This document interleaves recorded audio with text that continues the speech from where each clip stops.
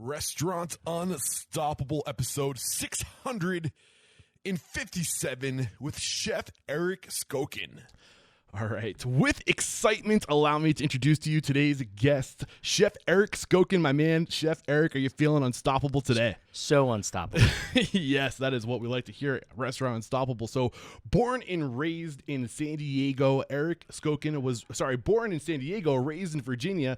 Eric Skokan was a graduate of the University of Virginia. Upon graduation, Skokan traveled working in some of the nation's greatest restaurants. In 2006, Skokan and his wife, Jill, opened Black Cat Farm in Table Bistro, which was followed by the 130-acre certified organic Black Cat Farm. 1 year later, in 2012, the couple opened their second restaurant, Bramble Hare. And on top of all of this, with all that spare time you have, Skokan decided to author a book, Farm, Fork, and Food, a year of spectacular recipes inspired by Black Cat Farm. I cannot wait to dive into your story to find out how you got to where you are today, but let's get that motivational, inspirational ball rolling with a success quote or mantra. What do you got for us? All right, so clearly we have a lot of stuff going on, and so many balls, so many balls in the air at the same time, and it puts a lot of stress on the staff. All the time, because literally every day we rewrite the menu. Everything's totally different.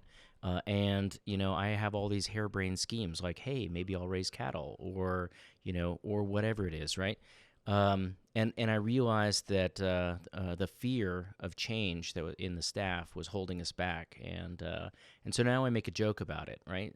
Some new thing is going to happen, and I always find myself saying, hey, what could possibly go wrong?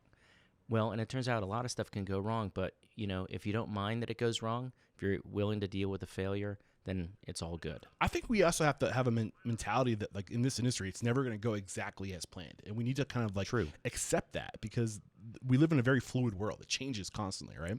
Oh, it is. So, failure is a fundamental part of everything that we do, right?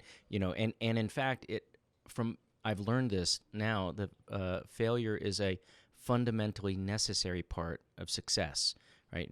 Nobody is perfectly successful right out of the chute, right? We all fail. And, so for me, embracing failure, and for the rest of the staff, embracing failure, teaching people and culturing people to feel that failure is liberating, so long as it's part of the process, right? And then through that, we're able to pick apart why we failed, really embrace it, and none of us want to fail on the same thing twice, right?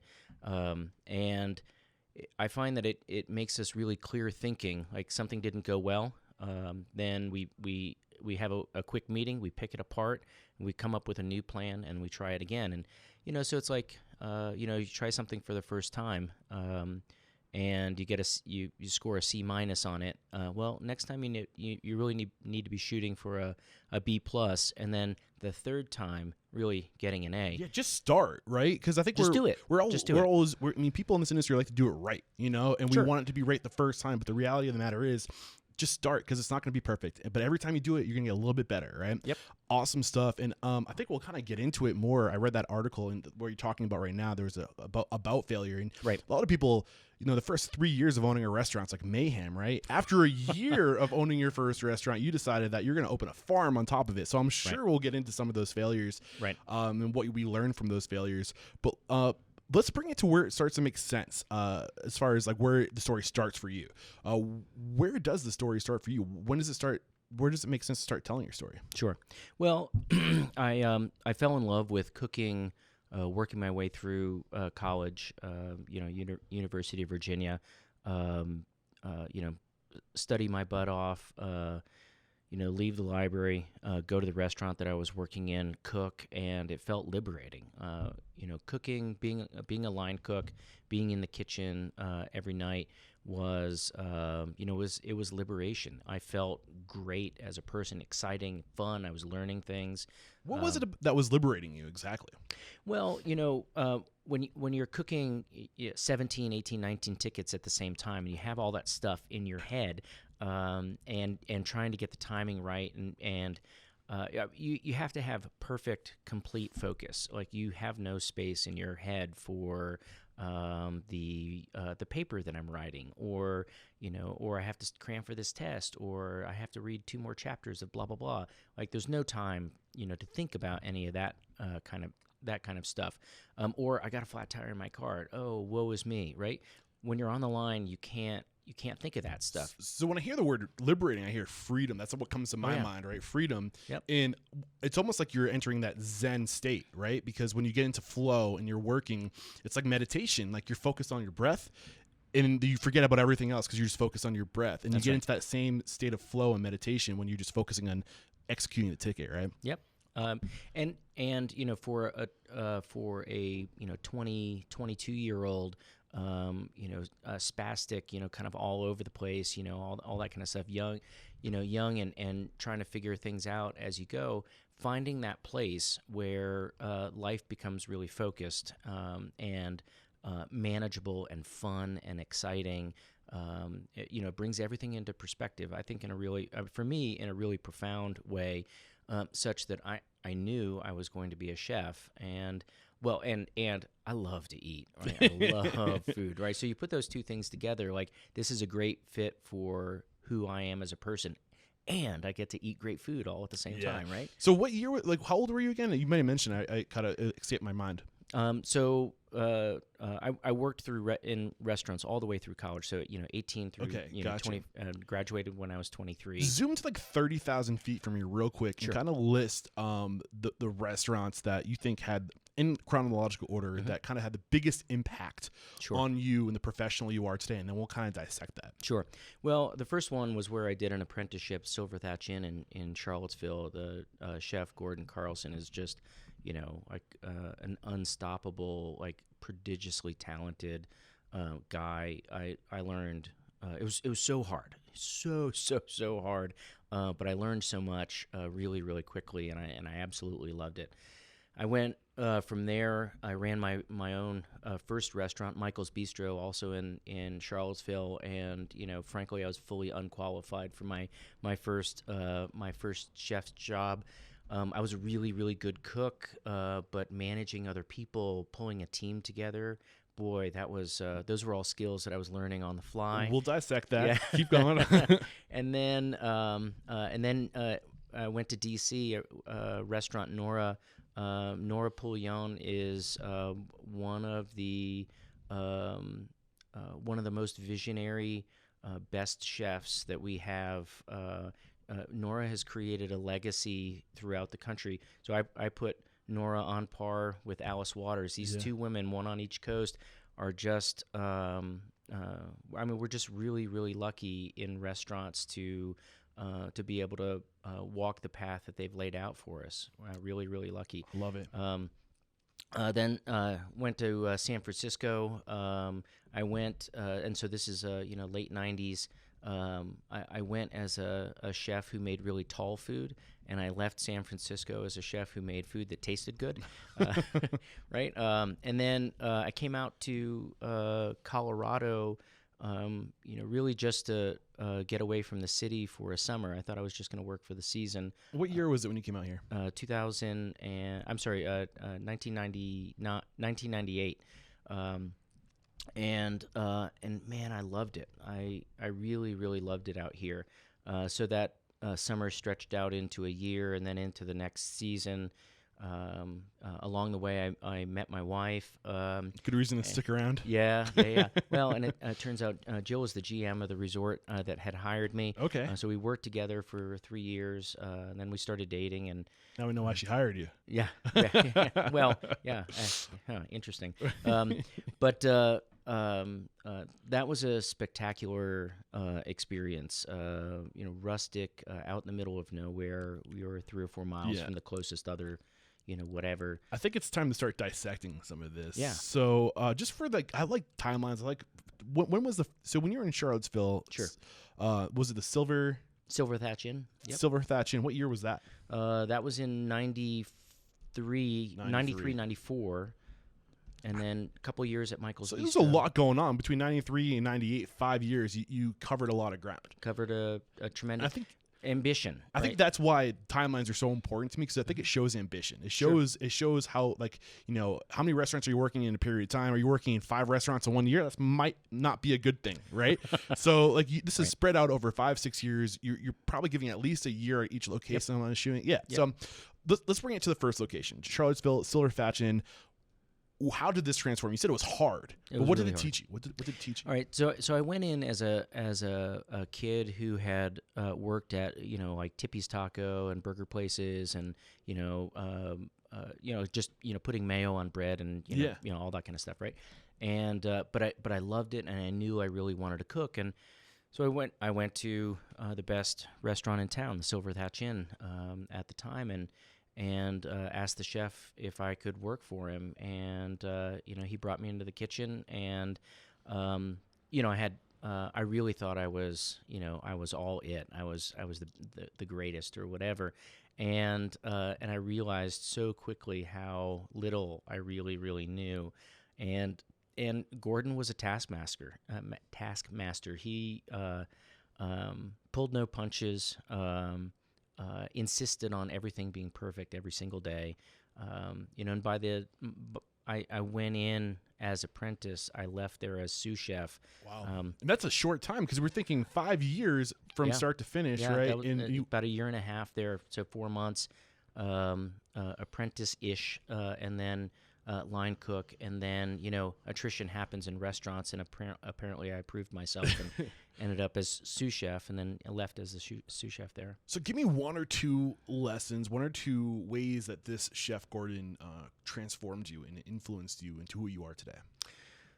Well, for him, everything was speed, perfection, efficiency, flavor, and there was no space in the kitchen for not being focused. Like, we went in, you went into the kitchen, and you put your game face on, and you attacked the prep list, and the menu changed pretty frequently, and the dishes were kind of all over the place. And often I would say, "Oh man, couldn't we just dump a bunch of cream in this and make it better?" And he would say, "Yes, but then that would teach you to walk with crutches." Yeah, you're leaning on the cream, not the exactly. Yeah. No crutches, right? So, and that was I would say, if he were sitting in this, if you were interviewing Gordon right now, it would be make it perfect with no crutches. I remember one time I made a dish, and this, that, and the other thing, and I shaved truffles on it, and blah blah blah, and I was like, oh, and then I couldn't help but say, "Oh my God, this is so great!" This, blah blah blah, and that would always push Gordon's buttons, and his nickname was Buddy, so it would push Buddy's buttons, and he said, "Eric, don't tell me how good you are until you can do a tasting menu with a bag of parsnips. If you can wow people and make everyone just elated and crying in the dining room with joy with a bag of parsnips, then you can call yourself a chef. Until then, I just don't want to hear it, right? You have work to do."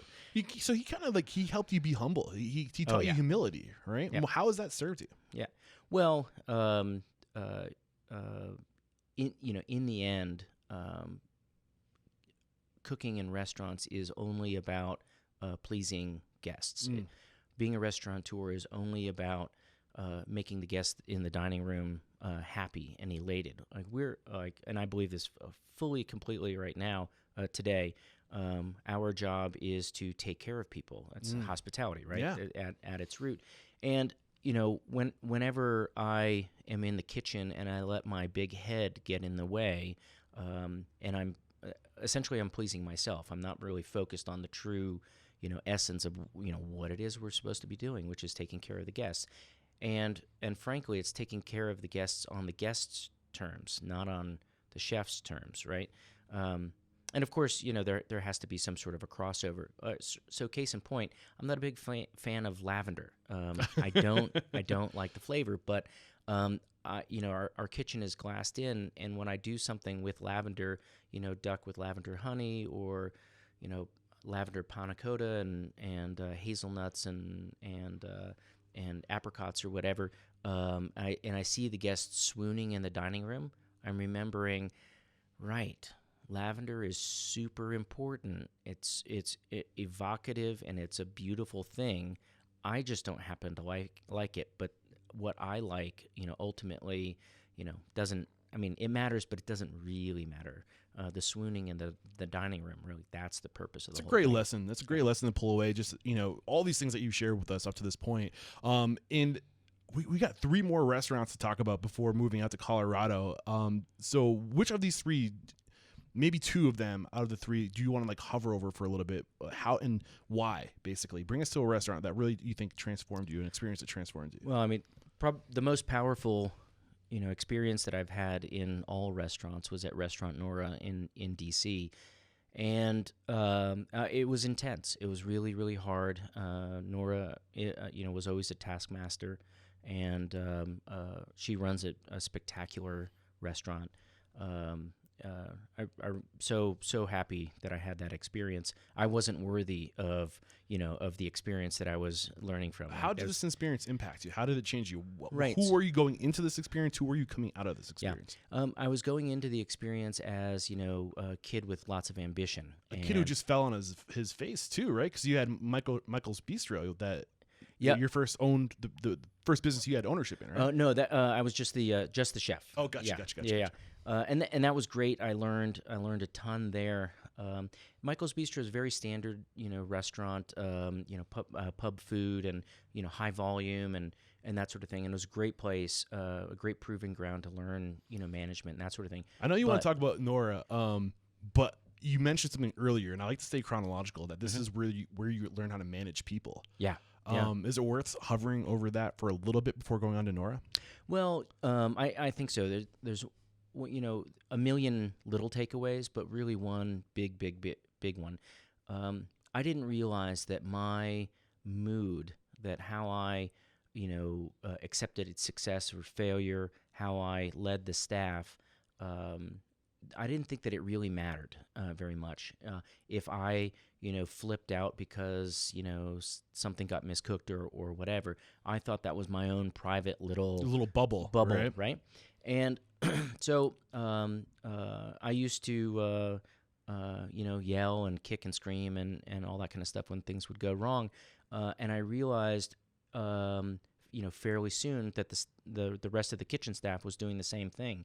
And then interestingly, over time, the front of the house started doing the same thing. And I remember one evening, one of the waitstaff members lit into a customer for not playing by the rules, right? And I thought to myself, is that the quote? Are we doing air quotes right there? Yeah, is that something that you used to say a lot? Air quotes.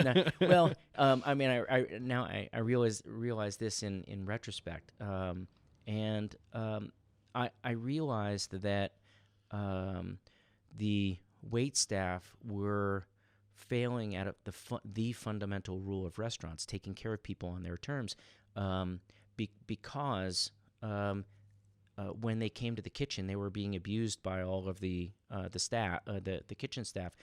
Back of the house is just yelling at them, willy nilly for whatever, being a bunch of grumpy people or whatever.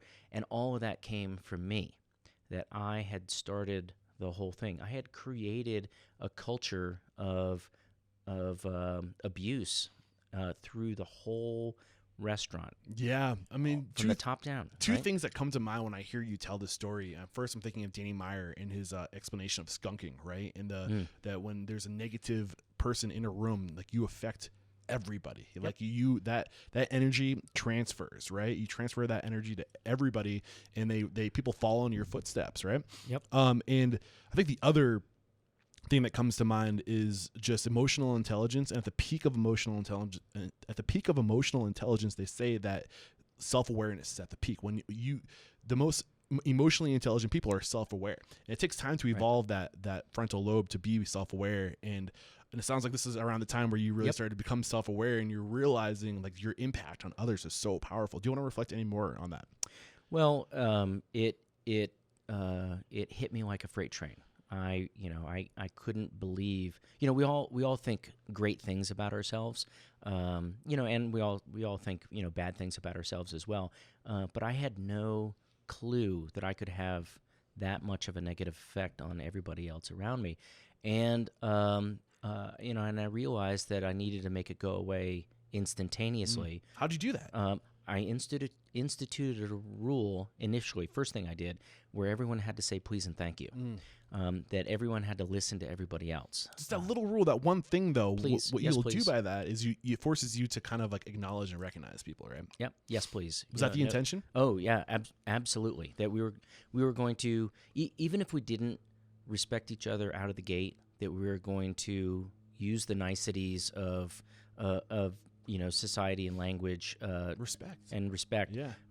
For each other. And then from there, we were going to move on to listening actively, listening empathetically, using words like I need instead of I want, and that we would listen to things like, hey, I need this to happen versus I want that to happen, right? Being like really intentional with your words and knowing that your words have It's a big deal. like weight and meaning, and be thoughtful of what you're saying, right? Yep, it's a really big deal. Awesome stuff. Fast forward way beyond that. Now we have a glassed-in kitchen, and the whole joke between my wife and me was like that was going to be the last thing. Like once the kitchen is glassed in, then the chef can't have a temper tantrum anymore, right? And so when we opened up our restaurant, I knew I could never lose my whatever again. So they can see you, but they can't hear you. Is it soundproof glass? Yes. Well, Okay. ish. Yes, ish. So you can still stay cool, calm, collected, and whisper something. Yeah. That, no. Yeah. Yep. So let's moving on to Nora. I want to try to find out one key thing you drew from that experience that really helped impact and transform who you are today. Well, so keep in mind that Nora ran for about 40 years, Wow. right? And Nora wrote the menu every single day in the morning. So Nora, the other chef, and myself, we had a meeting at 9 o'clock.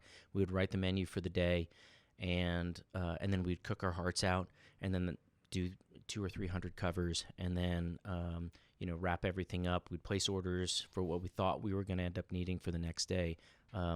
8 different mushroom growers that we would order from. 5 or 6 different seafood companies. 40 different farms that we would order from. The only proteins we did were whole animals. We had a butcher in house, 5 steer at a time or whatever, right? And so everything we did every day, and it was super dynamic. And we had to have that 9 o'clock meeting every morning to figure out chart the course for what we were going to do for the day, and then we wipe all that out, and the next day we'll write a brand new menu. And that process initially, the first month or 2 or 3 months that you're doing that is incredibly challenging. Going back to what Buddy Carlson used to say, kick out the crutches. Don't rely on crutches. Rely on being a good chef, right? Nora kicked out the last of the crutches. Yeah, I can imagine you, with that level of quality of ingredient, and like this probably is where the foundation of the values you have today were really rooted, I would imagine. Oh, absolutely. Yeah. Right. And I was sympathetic to those values, but being a young chef, I would, keeping the same dish on the menu for 2 or 3 months or whatever means that you don't have to think about it as a chef anymore, and you can train the staff, and then they don't have to think about it anymore and whatnot. And that's good to a point, but it's also, lazy mentally, a little bit. But in the Nora environment, where today it's loins and tomorrow it's sirloins, and then we're going to switch into ossobuco, and then the next day it's going to be flank steaks, and right. Every single day the protein is going to change a little bit, and so So you're starting with the finer cuts, right? Is that kind of what I'm hearing from you? No, it would flip. It would flip. It would flip all over the place. So the pattern. It turns out wasn't what we wanted to serve in the menu. It was the production from our butcher, Tan. And this guy was just spectacular. He worked 60 hours a week and just, cranked through tons and tons of protein, prepped everything, perfectly for us. And a lot of the logistics in the back, if you can imagine receiving 9 steer into a restaurant on a day, or 9 a day, or on one day, right? Say. Yeah, no. It was Gotcha. not that big of a restaurant. Or then the lambs would show up and there would be like 12 lambs, or there would be 6 hogs, or whatever it is. So Ton would have to, he would break everything down, and then he had needs of what had to move first because this was in the way of that, and blah blah blah. And interestingly, the butcher station would end up driving a lot of the protein choices based on the logistics. And from a chef's perspective, when you're just you spec out tenderloin, pre-cut 6-ounce tenderloin, blah blah blah, from a big food service house, you never have to think of any of that logistics. And then what are the ingredients that you're going to throw at that? Listening to you share this, I can't help but think about where you are today, where you have all these channels of communication between the different stations in this restaurant, Nora's restaurant. In the communication between the butcher and the cooks and the chefs, and trying to is kind of like the same channel of communication that's going on with the farmer here in your situation with what do we have, and then that communication with the farm and the restaurant. We'll get a little bit more into the dynamics of your current situation, but you have the farm, you have 2 restaurants, and the farm is really what determines what goes on the menu, right? It is. It ends up. So being did you the learn driver. anything from that back and forth with the butcher, and is that kind of where we're going? Or that is exactly it. Oh, beautiful. Right? So fast forward to where we are today. We write the menu every day. We change everything every day. And what we have on the farm today determines what we're going to be serving today and tomorrow. Right? So do you think that's where you got the foundation, these lessons to be able to communicate and work like this? It is. Yeah. Awesome. I mean, that's not if I had not worked for Nora, that dynamic menu writing and that freeing up, instead of the chef being in control of what's going to be on the menu, instead of that, allowing the farm to have some control, or the butcher station to have some control in what's going to be on the menu, there's no way I could have handled that. Right? Yeah. It was too big of a step. I want to distill this a level deeper. Give me something specific, not necessarily about the logistics, but something that you guys, maybe it could be logistics, something that you guys do to improve this channel of communication, something you need to know when communicating like this. Take it, you know what I'm saying? Take it to that next level to give us something concrete that we can take and apply in our own lives. Well, so we have a little bit of technology right now. We have this crazy text string. All right, here's how it all happens. It'll happen tonight like this. 10 o'clock, 11 o'clock, last dishes go out. All the individual stations have a little powwow. Here's what I'm low on. Here's what I need, to do for tomorrow. Each individual cook, each individual station will come up with a skeleton idea of what they want the menu to look like the following day, but it's just a skeleton, right? It's just a very much a rough draft. And then we collate all of the needs from all the stations from both restaurants into one order that gets texted to the farm. Keep in mind that the first of the farm crew is up and in the fields by 5 or 6 in the morning, and it turns out that's actually when all the cooks are going to bed. So we have that to deal with. So around midnight or whatever, the text goes out to the farm crew. First thing in the morning, farm crew reads that, digests it. They'll start harvesting through everything. They'll send a text if they have a bobble, like, hey, you asked for arugula, and we're actually in between beds of arugula, so we can send you, here are your 3 choices, tatsoi, mizuna, and chokara, spicy green, whatever. And then that text doesn't get answered until usually around 11 when the cooks are starting to wake up. Day's half over here. Exactly, yeah. And then harvest gets completed. The last little bits get harvested. It makes it into the restaurant around noon, 12:30. That's when the cooks arrive, and then they pick through everything, and they're like, all right, so now it's going to be arugula instead of this or that or the other thing.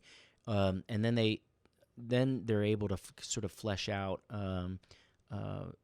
all the dishes where they had written their rough draft.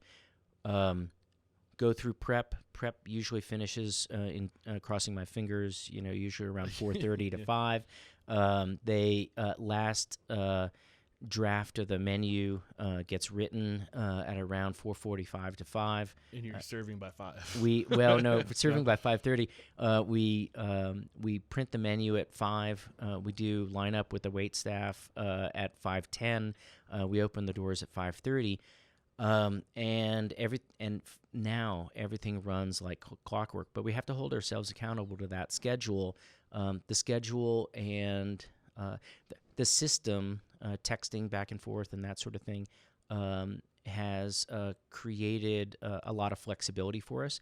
It's very, very dynamic. It can change all the way up until 4:45. And I feel like the big thing I'm pulling from this, I mean, obviously good communication, systems, processes, and schedules, right, for like repetition. But the big thing is to start with a broad, general idea of what you want to do and stay in this, like, and then hone it in over time. So that's right. To be basically flexible and be willing to work with people and understand that it's not this person trying to screw me over if they don't give me exactly what I want. It's kind of, this is what real cooking is. It's what's at your disposal. It's what's immediately available to you when you try to do it the slow way. Yep. That is, I mean, that's absolutely, the way it works. To do it the other way, the way all the rest of the restaurants do it. Chef writes the menu.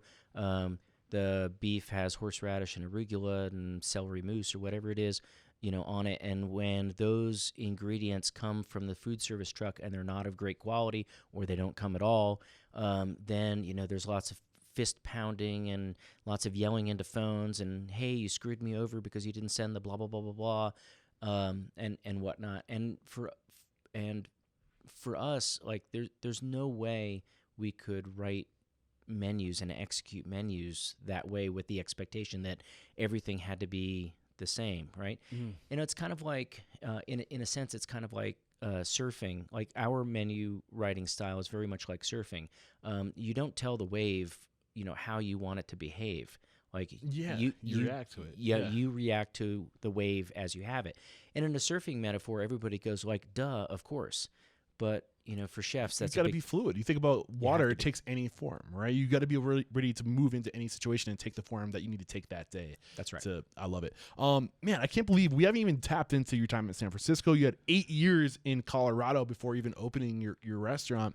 I don't want to cut you short. Is there anything before we go to the first break to thank our sponsors that you wanted to talk about during your come up? Any transformative experiences, any key mentors we're leaving out that really influenced who you are today? Is it worth going to? Well, I think part of the big, I can't say enough about the impact that Nora had, on me and a host of other chefs who, she has, created a foundation of really amazing, clear thinking, very, very good chefs. And then the other thing for me is I've always really been interested in food that fits a healthy lifestyle, not health food. I'm not a big fan of Sprouts on my sandwiches and stuff like that. But food that fits a healthy lifestyle has been one of the things that has always felt really, really good to me. Towards that end, ran a vegetarian restaurant in San Francisco, and then this resort that I was hired in as the chef was a spa and resort, and so they were looking for someone who had fine dining experience. I had that, a lot of it, and someone who could cook vegetarian and healthy food, and that plunked me into Colorado. A place with triathletes, all over the place, and pretty much everyone here is interested in food that fits a very healthy healthy lifestyle. state for sure. Yep. Was this your first hotel experience? Because up to this point, you were cooking in restaurants. I had one other. I ran a restaurant in a small hotel in D.C. Called Brighton on N. Really awesome experience. Really, really good. It's my first time doing breakfast, lunch, dinner, room service, 7 days a week, 365 days a year. That was a bear. That was a lot to figure out and adjust to, and make all of the menus kind of roll into each other, but still have a fundamentally breakfast menu, but had enough of the prep on that rolled into the lunch and the dinner menu that it all made sense from an operation standpoint. So when you were coming to Colorado, were you looking for more stability in a resort and spa situation, whereas restaurants are kind of not as stable? No, actually, I came out just for a break from, I wanted to like climb a 14er. I wanted to learn how to ride a horse. Looking for work-life balance. What was that? You're looking for work-life balance. Oh, like absolutely. And I hadn't been to Colorado before, and I, wanted a different experience and that sort of thing. And I really thought I would be here in Colorado for like 4 or 5 months, and then I'd go back and get serious again from my kind of working vacation in Colorado or whatever. Did you learn how to ride a horse? I did. Nice. Yeah. It's awesome. Yeah. Beautiful. So I think now's a good time to take our first break to thank our sponsors, and we'll start talking about the formation of Black Cat Bistro or Farm Bistro. What's the order of operation? Black Cat Bistro Farm Table or Farm Table Bistro? There it is. We'll come talk about how that came to reality. This episode brought to you by MarginEdge. Never deal with a paperwork nightmare again.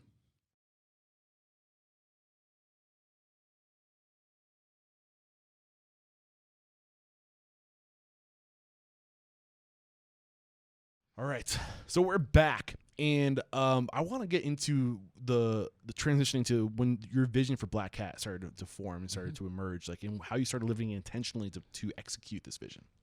Well, from the very beginning, I had visions of opening my own restaurant. Like I knew, and I've always been pretty ambitious, and I knew that was going to end up being the direction. And I'm smart enough to think, like when I'm 24 or 25, that a restaurant's probably not going to happen next year. That I needed to start laying the foundation, setting the stones and in place to make it to that. So you had this realization when you were about 24 years old? Oh yeah. How old were you when you opened your first restaurant? 32. 32. So 8 years of living intentionally to lay that foundation. What does that look like? Well, it was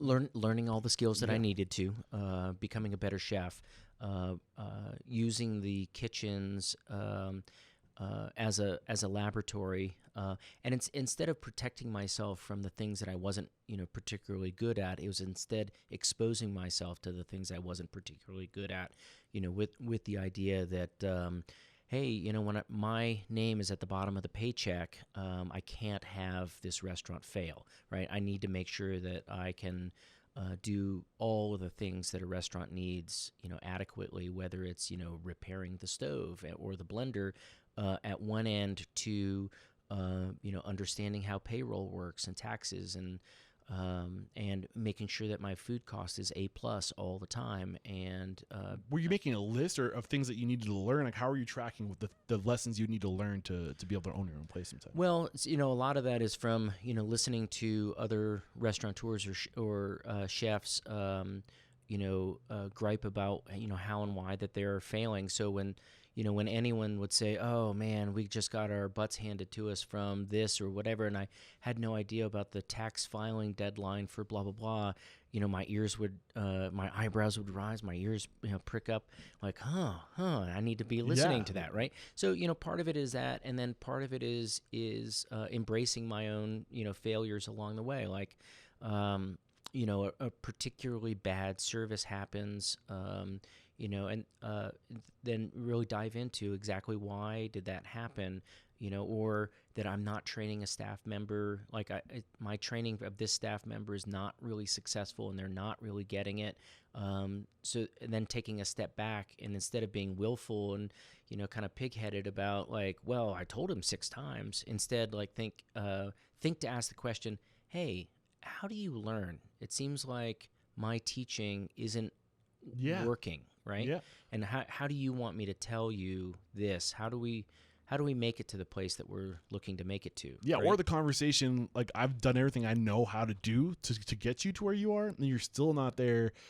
Are you on the wrong path? Is there, like, can I help you get on the right path? Like, am I doing you a disjustice by giving you a paycheck when you could be excelling someplace else? You know, like, those are the questions you learn to recognize these things, right? Oh yeah. So, and it's just like learning on somebody else's dollar, failing on somebody else's dollar, right? Yeah, and and fortunately, none of those places went out of business.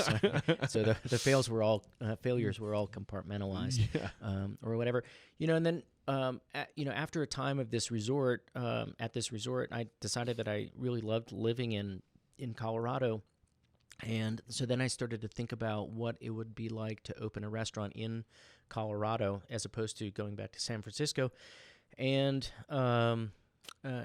I decided, or not decided, we worked on a partnership with the owners of the resort that they would help fund, they would give us a loan to fund the opening of our restaurant. And we worked towards that. This is interesting. Yeah, because a lot of we spend time on the show talking about how to get the actual capital, how to get the funding. I think this is a really interesting approach. I mean, you give 8 years of your life to somebody, right? Yep. Good relationships. How do you exit a situation leaving with such good morale and what's the word? Just the friendship, the Yep. relationship, that relationship. How do you leave that relationship in a way that isn't just intact, but is funding your next project? Like, Right. What was your secret to that? Well, I mean, it's there's a unique circumstance that happened for me, but I think that there's a general principle that kind of works universally for many, or would work for many people. So Alice and Carl, the owners of the resort, wanted to sell the resort. They were done with hospitality. They wanted to move into the next new thing. And they, when they announced it to the staff that the resort was going to sell, there was kind of an exodus of staff, and so and we're great friends, and they're really spectacular people to work for and with, and so we decided, kind of as a group. They asked, and we, Jill and I, said yes. To stick around and steward the resort until it's sold, and then as a thank you, they would co-sign a loan, or they would loan us the money directly, or however that would end up working out. And fortunately, we had a lot of friendship, and we had a lot of trust with Alice and Carl because they're great people, and interestingly, it took 2 years from that point for the resort to sell. So did you work in an interest deal or anything like that? No, we didn't. But but it was, it ended up being worth it. Well, in the end, like looking back at it today, it was perfectly worth it. But I think the universal idea is that when individuals in hospitality make themselves indispensable. You work really hard, you try really hard, you're really, really focused. You pull more than your weight, in the restaurant. You solve more problems than you create, over time. When you're indispensable, it's recognized. You got to give before you get. You got to be that person that's willing to give all this energy, this time, this level of excellence, and it will come back some way, somehow. Somebody's going to recognize your hustle, your what's the word? I guess you're worthy of your worthiness, right? Yep. Like, you got to earn it. You can't just expect it to happen. You got to give before you get, and you gave everything to this couple in their resort. Like, of course they're going to recognize you, right? Of course they're going to, that the universe is paying attention. Yeah. Yeah. And that I'm very fortunate that is how it worked out for Jill and me. And of course, Jill and I were super frugal, and we saved up our nickels, as well. So it wasn't like Alice and Carl just handed us a restaurant or whatever. We really did. Was it fully funded? No, they didn't fully fund. Okay. Yeah. It was a very, very much a partnership. Okay. But they covered all the gaps. Right? Okay. And so are you we were still able to partners to this day, or did you pay off their percentage? We have a little bit left to pay, but we make our Almost there, though. almost there, our steady process. Awesome. And we've kept the banks out of it, which has been awesome. It has really Beautiful. been spectacular as well. And I think it is. I think it's a way that most people probably should approach restaurants. When it happens that way, generally, I think the restaurants are more successful. The operators, the people doing it, have learned. They've made the mistakes. They've figured everything out. They really know, up from down. When a restaurant just gets plunked in your lap, then there's a lot of opportunity to make mistakes along the way. Was your original vision for Black Cat going to be a farm and bistro, or did the farm just kind of land in your lap a year after? How did this all happen? Yeah, no, my vision was a lot like Restaurant Nora, where everything would come locally, whole animal butchery, where if a diner were to sit in the dining room looking at the menu, that while the menu described dishes, it really described as well the farming community around the town. That the asparagus came from this person, and the beef came from that person, and the wheat came from that person, and so on and so forth. It turns out that in the Front Range, 15 years ago, when we were, starting to put the pieces of the restaurant together, the farming community was not able to sustain a restaurant. There weren't enough pieces. There wasn't enough production, and there weren't enough pieces of the puzzle together at that time. Couldn't pull enough resources from the community to make the restaurant whole. Yep, exactly. Gotcha. Right. So, and the scenario would be this. We opened. I would go to the farmer's market, and I wanted to put grilled asparagus with wrapped in prosciutto or something on the menu, and so I would look for 10 or 15 pounds of asparagus to make it through the window, and the weekend rather, and then I would go to one farmer after another. Hey, can I buy all of your asparagus? No. How about yours? No. How about yours? No. How about yours? No. And I'd end up not being able to supply the restaurant based on the stuff that I could get from the local farms. There just wasn't the additional production to be able to handle a restaurant in the way I wanted it to happen. So the vision for the garden or your farm was just to be supplemental to like. Exactly. Got you. Yeah.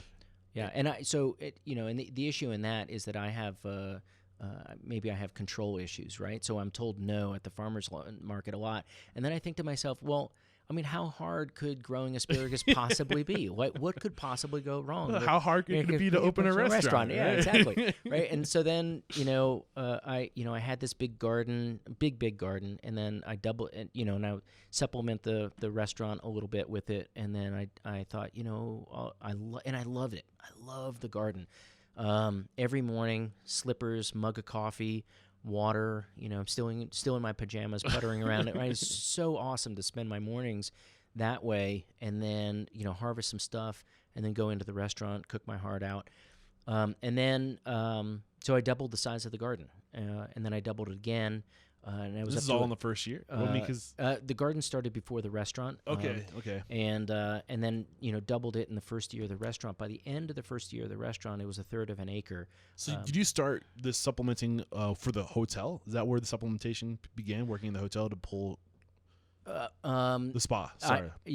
I started a little tiny business, an ice cream shop. Okay. And cafe, which lasted for about 3 or 4 years.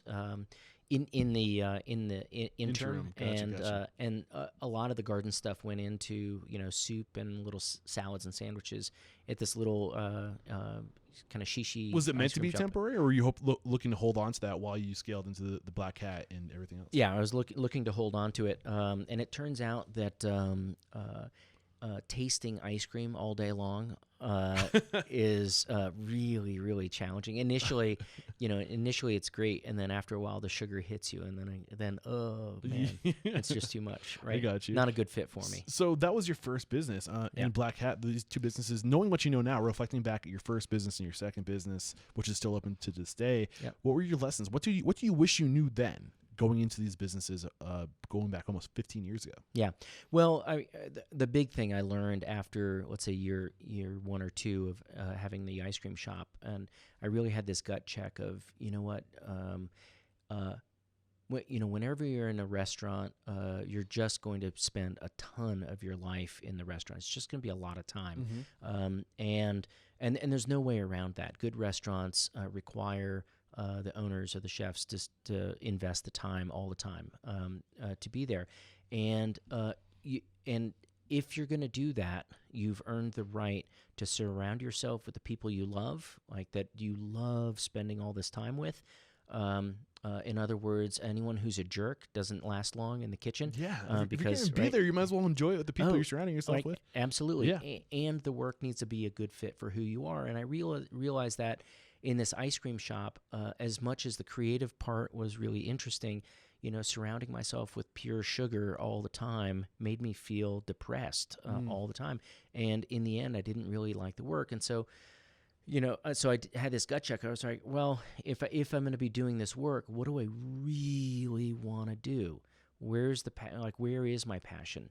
And that's fine dining. I love fine dining. I love cooking great ingredients. I love the intensity and the creative part. I love going out to brunch, to other people's brunch places, but I'm not a big fan of cooking brunch. So, all the what time. drew you to ice cream in the first place? Do you think it was going to be a good money generator? Is that do you think the bottom line was going to be more sustainable than a restaurant? I thought that it was a good stepping stone towards business ownership, right? Why is that? Ice cream shop is a smaller capital outlay. It's a much more simple business. It's something where I could have a production day. You have to. Sorry, keep going. No, and then hand it off to 4 or 5 high school kids to dish out ice cream. You don't need a culinary degree to scoop. That exactly, yeah, exactly, right. So, and that was the idea, and we did amazing, organic, pretty spectacular ice cream, like crazy flavors, really good. One that tasted like roses. It was really, really spectacular. That's crazy. Yeah. So you made the decision to lean into your true passion, which is fine dining. Did you sell the ice cream place, or did you just close the doors? We closed the doors, but we still to this day we retain the space, and so we lease that out. So now you have another asset, another channel of revenue. That's right. Physical space. Yeah. Now it's a really spectacular little neighborhood Mexican restaurant. We helped a first generation person open up her first restaurant.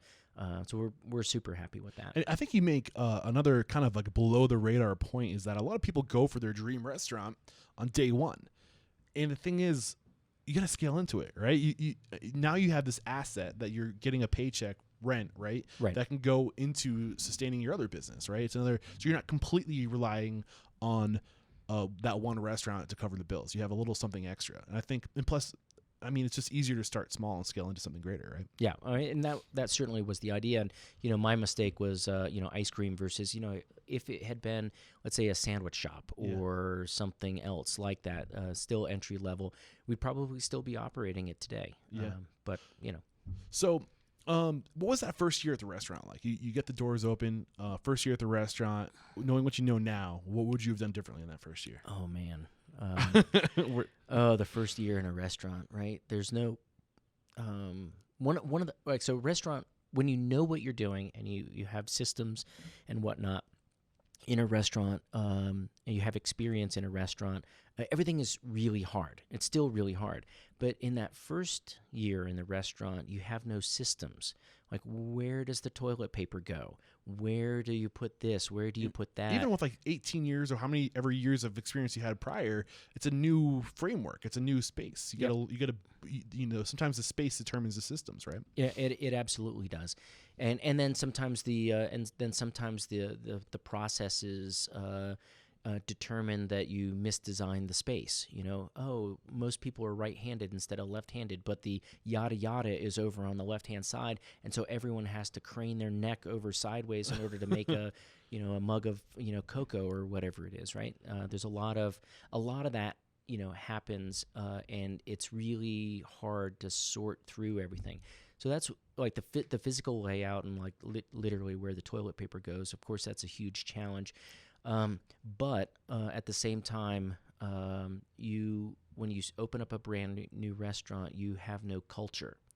And I'm a big believer that restaurant culture, is one of the biggest determinants of either success or failure. If you have a great culture, if you have a culture that works for you, then the staff the vast majority of the time ends up making the right decision. They do the right thing. And if you have a culture that's not working for you, or you haven't developed a culture, then you end up having to be the babysitter and make minute. You have to get into the minutia to make all these little tiny decisions. And, in the end, there's just not enough time in the day, and none of us have enough brain power to hold all of that, stupidity in our heads, for a really long period of time. And so that was one of my big, things at the very beginning, was, creating a culture of success and whatnot. A lot of people would say put the systems, processes, procedures first and then start working. And I don't know if I agree with that. I think you create that culture culture is omnipresent. Like culture, whether you want to admit it or not, is present on day one because it's what is happening right there in that moment. The attitude of everybody right there in that moment. You might not have the time to influence everybody's opinions and values in a day, but over time, you set that framework, that foundation. How did you set that framework, that foundation, that culture early on? How did you cement that? And then was it once you got that set, you started focusing on like fine tuning the systems and cementing the systems? Is that kind of how it rolled out? No, you have to do them both at the same time, which is, and that's the, in the first year, that's what makes it so hard, right? You start with nothing. So yes, you have to, you create all the systems at the very beginning that the bank drop at the end of the day has to be reconciled with the blah, blah, blah, that you're tracking all of your hours, that you're working on inventory and food cost on day one, and whatnot.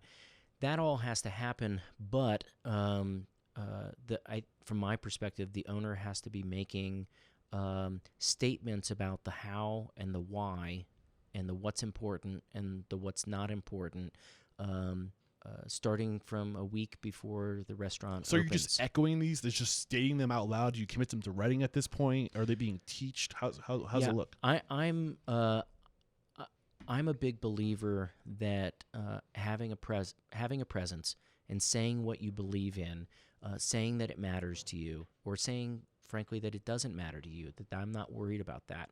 Saying, I'm not. I hear you, but I'm not worried about that. That's a really powerful statement, especially in a brand new restaurant.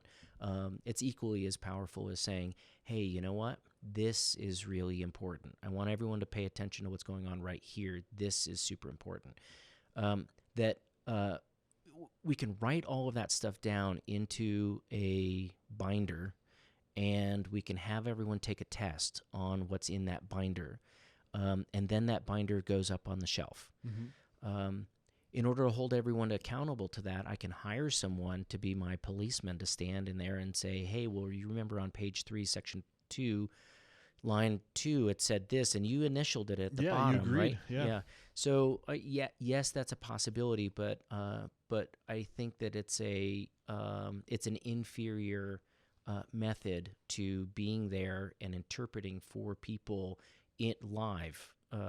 I say it all the time. Behind every great restaurant's a great person, and the culture is an extension of that person's vision, mission, and values, right? It is. And you inject that into the people you recruit that live the same mission and vision that you set forth, right? And then you write down these principles, these values, and then you share those values. What you're doing is you're creating the next generation of professionals, right? Like it is. It isn't just a transaction. Like it's more than that.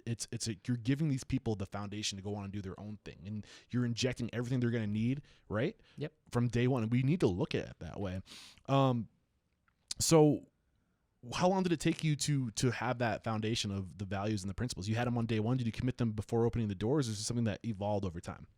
No, it's still evolving. Yeah, right? and I'm happy you said that. It's a living, it's a living thing. Obviously, there's a lot less chaos now than there was, at the very beginning. And I say this actually out to everyone that, hey, my goal is when a problem like this happens in the future, that how I'm going to react to it already. Yeah. Right. No surprises. That's another one of the mantras. Like, hey, we managerially, we want no surprises to ever happen in the restaurant. If we have a surprise, that means that I haven't done a good enough job of teaching, training, and whatnot. And fortunately, we're much better, and we have some staff who's been with us, and a lot of staff in between, let's say 6 and 12 years, which is awesome, right? And holding on to culture. That's amazing. Yeah, holding on to culture for a long time, is really a good thing. So going back to it, having the presence and interpreting it for everyone, enculturing everyone at the beginning, and trying to lead. As in the beginning, instead of just saying, "Hey, it's going to be like this. We're going to do apples instead of oranges or whatever," it would instead be to throw it out to people. Hey, here are the ultimate goals. This is how I would do it, but I'm curious to hear how you would do it.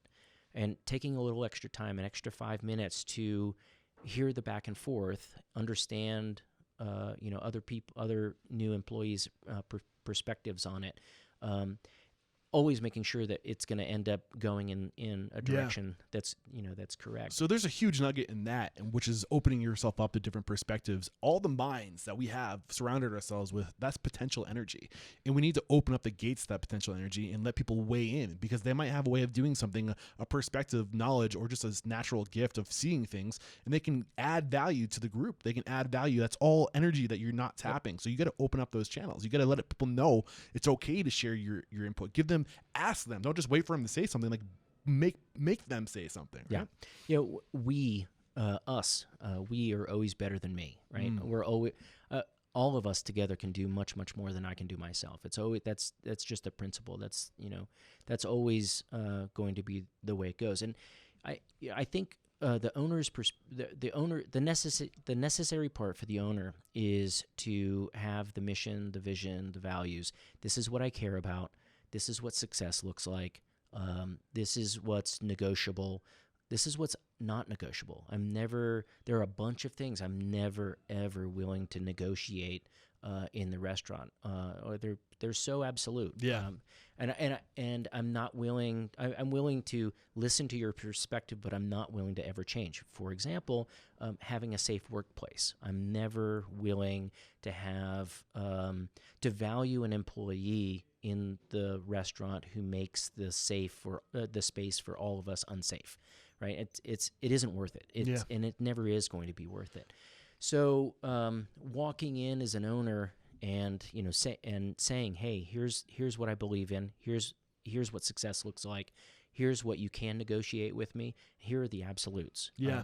And then holding everybody accountable to that, right? I love this. And just to kind of regurgitate like what I'm pulling from you, and I think a lot of people when they open a restaurant, they feel they read all the books, right? The culture books, and they're like, we need a mission statement, a vision, and all our core values, and everything needs to be set in stone from day one.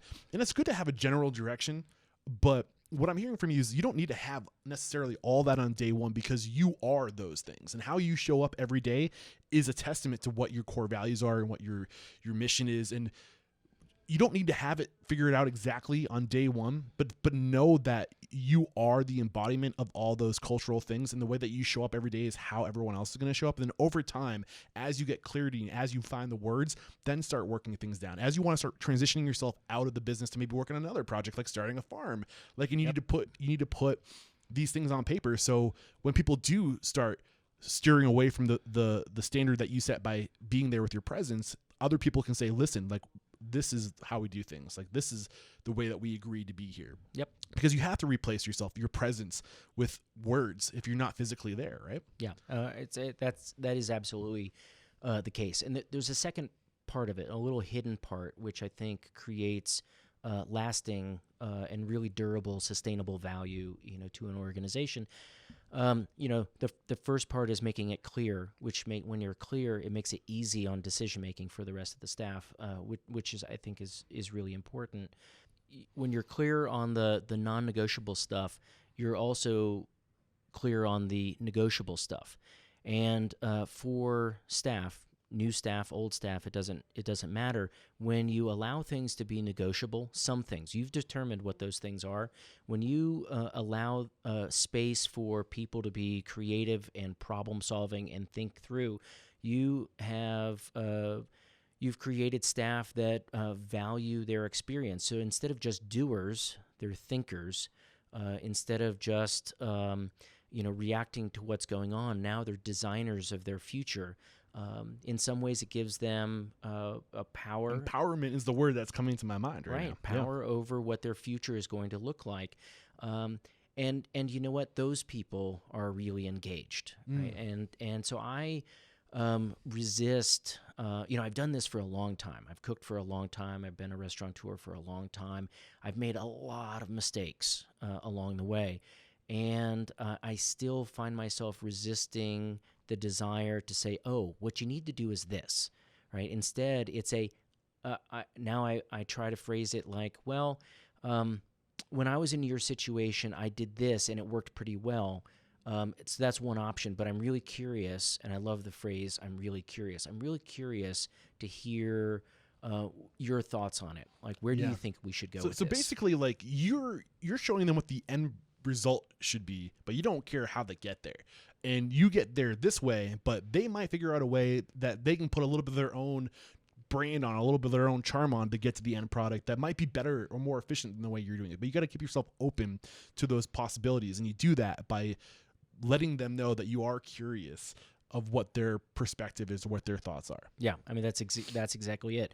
The end result for all restaurateurs should be non-negotiable, right? Success. Yeah. We're going to be successful. But in the end, do we get there my way, your way? I mean, it doesn't really matter so long as we're there. But if it's part of their way, then they're going to have a sense of ownership. They're going to have a sense of, like, I'm contributing to this. They're going to have a sense of, I'm being recognized because this is my way, and that's going to feed into their higher needs, right? Yep. That's going to make them stick around. Right. Awesome stuff. I can't believe we haven't even talked about your other restaurant, your second restaurant, Hare in Bramble and Hare, right? Yep. Am I saying it correctly? Bramble and Hare. Bramble and Hare. And we haven't really even spoken about the farm, which, by the way, we're sitting in the barn on your property at the farm. All I can smell right now is basil. Is that what I'm smelling? Yeah, basil. Yeah, basil. And it's just like, it's so hard to focus on what you're saying. It smells so good, but fortunately the conversation is good, so it's not that hard to focus on what you're saying. But paint this picture of how this formed and where are you spending most of your, how did you get away from the restaurant after 1 year to be able to focus on the farm? Or was it kind of like take us through that bounce, like that Sure.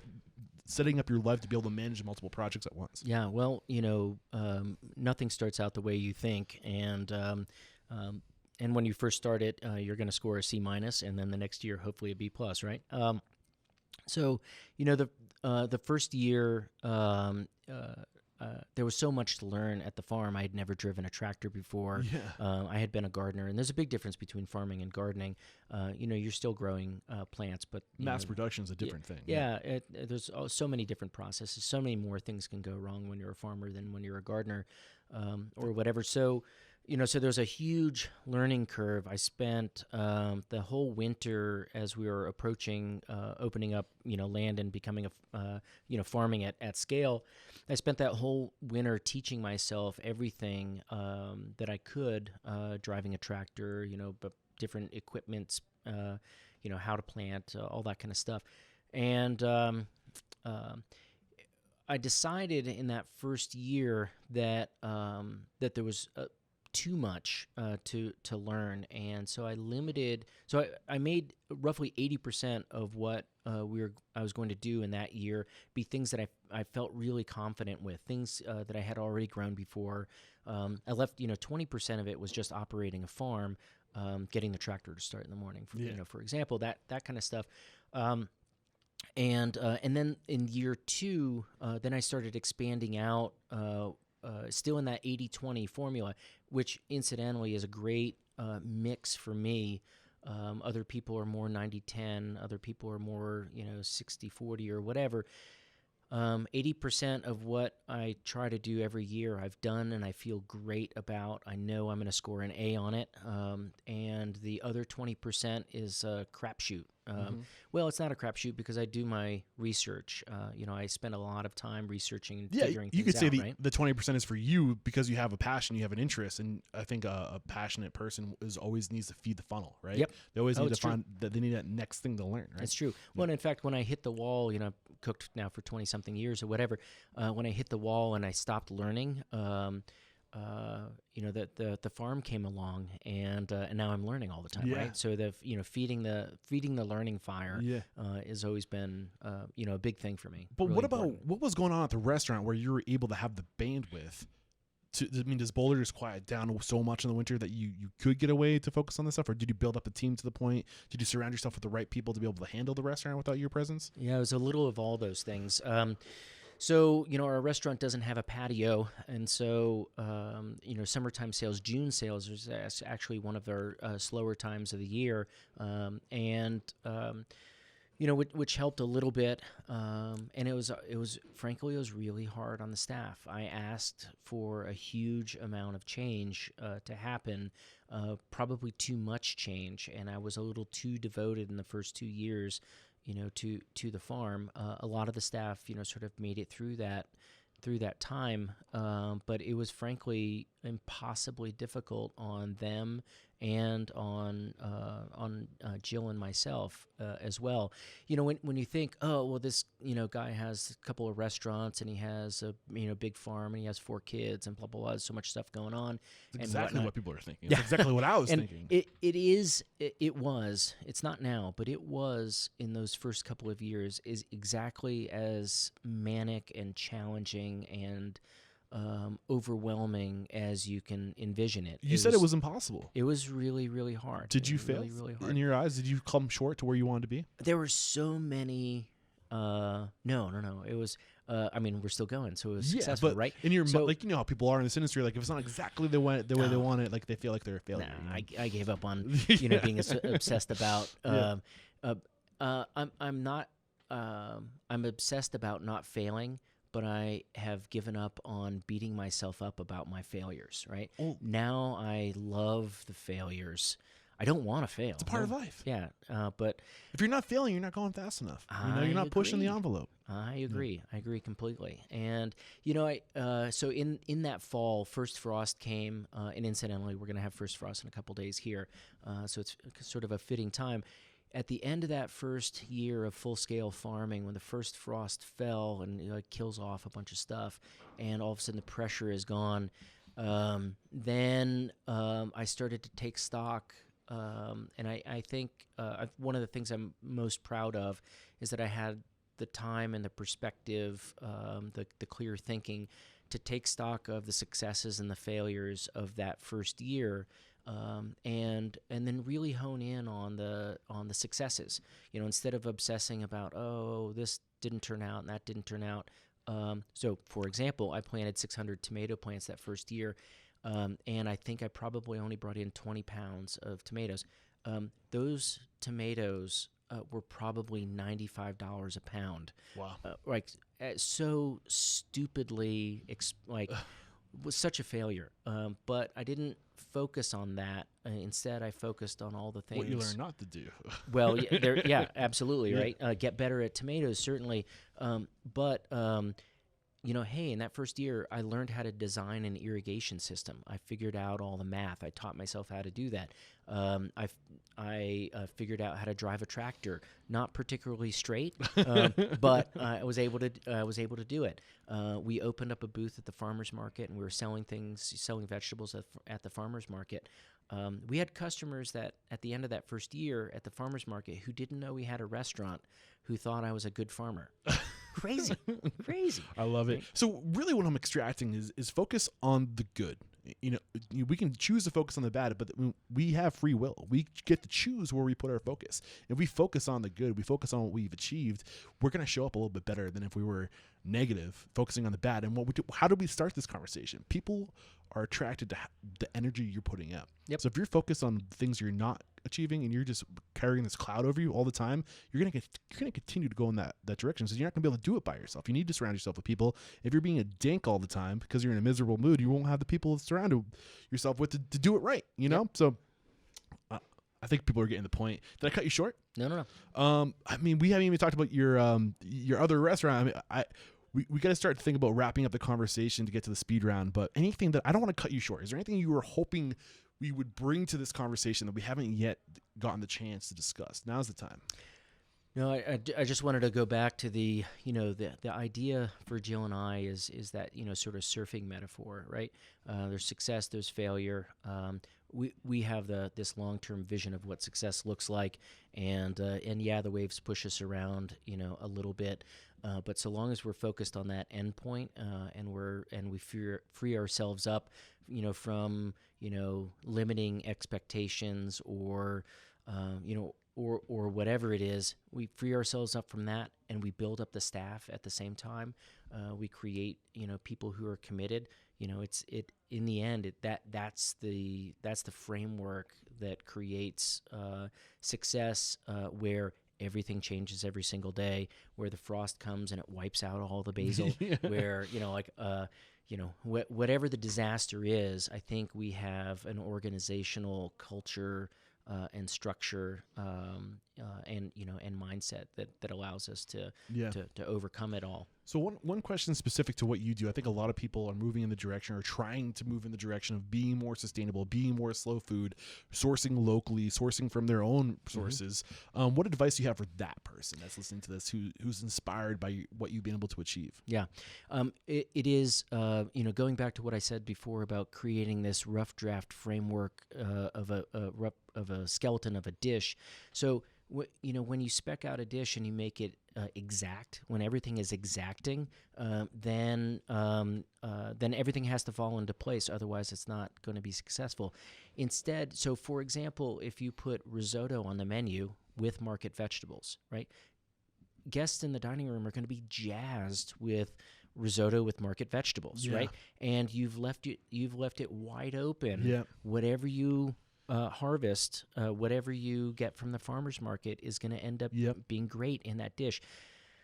And it's really easy to write menus like that to create space for change. So just the big lesson I'm hearing is to start loose, right? That, like you said, that framework, the skeleton version of whatever it is you want to do, and then as you start to realize what you're actually going to be able to work with that day at say 2 or 3 o'clock in the afternoon, that's when you start really like rounding it off. Like that's the big lesson. That's right. Right. And then during lineup, when you say, oh man, we have this really spectacular Swiss chard that's going to go with our little rye, sauteed rye dumplings, blah, blah, blah. That enthusiasm is infectious, and the wait staff pick it up, and then they say, well, so we have this dish, rye flour dumplings, blah, blah, blah, and then the Swiss chard that the chef is putting with it today came from the market, and it's so spectacular, and then all of a sudden, boom, it flies, right?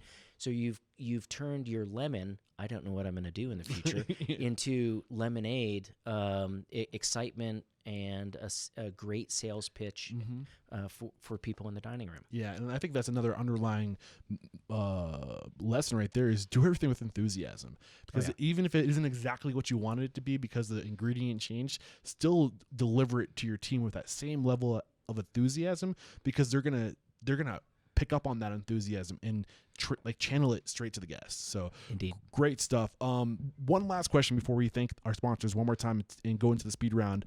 The mission statement of this podcast is to inspire, empower, and transform the industry. So how have you transformed? Who are you today versus the man you were getting started? Well, we're obviously all about local. We haven't talked about sustainability, but leaving the industry in a better place than I came into it. Creating a model for successful, sustainable restaurants out into the future. That's the hidden, drive behind. We take care of guests in the dining room, but I'm not willing to do that in a way that trashes the environment at the same time. I'm really interested in closing all of the loops. Wouldn't it be amazing if restaurants, instead of trashing the world, were an agent for healing the planet? Yeah. Right? Wouldn't it be great if we were able to sequester carbon in the soil through farming practices that fed the restaurants, so that we could literally have our cake and eat it too? Right? I do think that it's going to be this great industry that changes the world because of the influence we have on everybody. I mean, we feed everyone, we feed people, and food is life, and we're the closest to it. And I think the values that we're developing in this industry are going to transfer to the rest of the world, the rest of people. We're Indeed. going to inject those values back in. And thank you for being one of those people who are doing it so well. Thank you so much. And one more quick break to thank our sponsors, and we'll be right back. This episode brought to you by MarginEdge. Never deal with a paperwork nightmare again.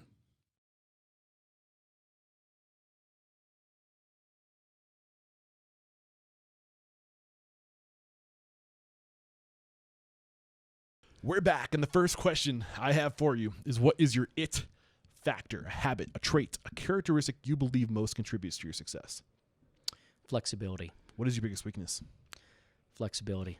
No, I'm just kidding. You'd be surprised how often people's weaknesses are also their strengths. Yeah. Maybe it's that I'm interested in change too much. Okay. Maybe a little distracted. Sure. Okay. What is one question you ask or thing you look for when you're recruiting your team? A question you're asking that person during the interview, or something you're looking for specifically? How excited they are about things. People who are excited, are great to be around. What's your biggest challenge today? Recruiting, getting enough staff. We're in there's not that many cooks around. How are you handling that challenge? Well, the first thing is doubling down on all the people that we have. You fall in love with them and make sure that it's a place that they love working in, and then, it's put the ads out there and talk to people. Love it. What is one code of conduct or behavior, core value you teach your team? Talk about what you need. And listen to other people very intently when they use the word need. That's a very intense, loaded word in our restaurant. I need this means everyone's going to listen. Take it seriously. Yep. It's like declaring an emergency if you're a pilot, right? Yep, that's it. That's exactly it. What is one uncommon standard of service you teach your team? This is a way to go above and beyond to serve your guests. Something that's common within your four walls, but not common within the industry. We believe in unconditional service. We're gonna provide service for the guests without conditions. Instead of my conditions on what service looks like, it's instead what their conditions look like. What is one book to make us a better person or restaurant owner? Well, most transformative to me was Zen and the Art of Motorcycle Maintenance, partially from the lessons that you learn in it, and then partially just from the reading of it. Great story. What was the biggest lesson you drew from that book, or just one lesson that comes to mind? Well, it's being focused on excellence, right? That the point of all of the things that come together ends up being doing things excellently, to do things really, really well. Awesome. And what is one thing you feel restaurateurs don't do well enough or often enough? Mentor their staffs, right? Be there. So all the young, 18, 22, 26, 32-year-old employees who we bring in to the restaurant, they're all a work in progress. I was a work in progress. We all are. And school doesn't end, learning doesn't end at the end of school. Yeah. And so it's my job to create better people. Yes. Right. Yes. And that's what this show is all about. Thank you so much for saying that. I feel like we live in a very transactional society, right? We've become very transactional. We're not transformative. We forget that we have a responsibility to our employees beyond the paycheck. Right? Agreed. Yep, I love it. Great stuff. Mentor in chief in the restaurant. Yeah, I love it. What is one piece of technology you've adopted within your four walls that's had a huge impact on operations, communications, profitability, efficiency, anything along those lines? Yeah. Well, in the kitchen, in terms of operations, we love our AutoSham. We're able to dial in to a specific cooking temperature. I've stopped burning things, which is great. The pork shoulder confit never turns out dry. AutoSham, right? What is that, real quick? AutoSham is a brand name. There's Winston CVAP is another thing. It is a radiant heat oven where you can combination heat. Humidity? Heat and humidity, right? And so you can cook things slowly at the exact perfect temperature. So it's kind of like an immersion circulator, but for a whole ham instead of little You've got pieces, right? Incredible control because, like you mentioned, you can have those settings, but you're also cooking with humidity and moisture, so it's way more efficient, and you don't lose nearly as much like moisture from the meat because you're not transferring that moisture out of the meat. That's right. Or whatever. You got it. Awesome. Anything else I'm missing? Well, and then a lot of the cloud-based stuff that we do right now has been great. We just switched our 2,900 bottle selection wine list into barcoding, and we Jill did all the programming. What company is this? We wrote the code. Nice. And so switching inventory into barcoding initially was a bear, but we just did a huge inventory, and it took about an hour and a half. That's awesome. Yeah. So this is the last question. It's a doozy. Are you ready for it? Oh God. If you got the news, you'd be leaving this world tomorrow. All the memories of you, your restaurants, and your work would be lost with your departure, with the exception of 3 pieces of wisdom you could leave behind for the good of humanity and for your legacy. What would those 3 pieces of wisdom be? Well, number one was, become attached to success, but not on the method to reach success. Leave the world a better place than how you found it. And for me, I think maybe even the most important of all of those is force yourself to celebrate all the little successes along the way, right? That this is my one shot at life, and I want to enjoy all of it instead of being mired in the, oh, this didn't work right or that didn't work right. When something works right, spend the time to go, woohoo, yes, it happened, I did it. Right? Celebrate life. I love it. Celebrate it. I love it. Great stuff. We wrap up every chat by calling somebody out. So who's one independent restaurant operator? That's how I found you. Mm-hmm. The MX Sisters calls you out. Who's one restaurant operator you respect and admire and believe would make a great guest mentor like you made for us today? Well, I think Kelly Whitaker from Basta is just a crazy That's Big Red talented. F, right? No, he has his own restaurant. Okay. Crazy talented chef. Just really, really, really everything he touches, turns out really well. But I do have to say, one of the biggest mentors for me, Dave Query, who owns all the Big Red F restaurants. The guy is past guest on the show. He's just amazing for our community. He's done a huge amount to lift us all up. All right, and that was the first name was Kelly Whitaker. Kelly Whitaker. Look, I'm coming after you. I'd love to get you in this melting pot of mentors and let the folks at home know how can we connect with you if maybe we are transitioning to a full true farm to table restaurant. We have some questions, or maybe we just want to have you, maybe we want to come join your team. Maybe we liked what you share with us today and we want to come get mentored by you. What's the best way to connect? Well, shoot me an email. Super, super easy. And I'll have that email in the show notes if you want to share it with us here. Yep, absolutely. And then, come out, visit the farm, see what we're doing. There's plenty to share out here. Yeah. I may put you to work along the way. And I'm actually on the farm right now. We have some cameras rolling.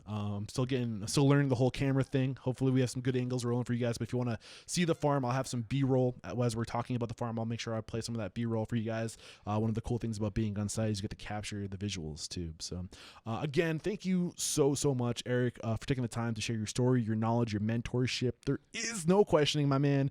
You are unstoppable. Cheers. Thank you.